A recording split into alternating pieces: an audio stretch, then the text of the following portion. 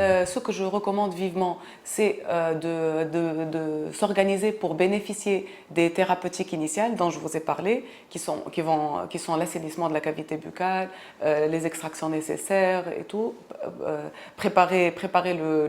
pour préparer la bouche, l'assainir à recevoir les soins esthétiques ou les soins implantaires en Tunisie.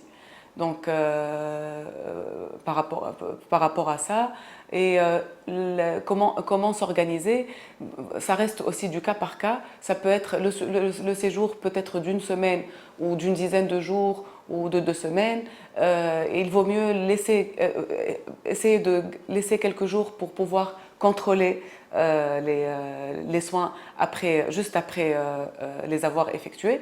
Après, le contrôle, il se fait chaque 3 mois, chaque 6 mois, donc ça va être plus facile. On travaille les week-ends, on travaille le samedi. C'est bien pour avoir un vol, par exemple, vendredi soir et repartir dimanche. Donc voilà, ça rend plus accessible les soins ici. Donc prévoir assez de temps pour se préparer, faire les bilans aussi concernant la santé générale, tout ce qui est bilan sanguin et tout. Il y a un petit détail pour nous qui concerne les médecins dentistes. Par exemple, en cas d'extraction dentaire, il vaut mieux aller chez son dentiste, là où on est, pour bénéficier d'une prothèse amovible qui sera temporaire, pour que le plan d'occlusion ne soit pas perturbé, le plan d'occlusion dentaire ne soit pas perturbé, parce que les dents risquent de bouger.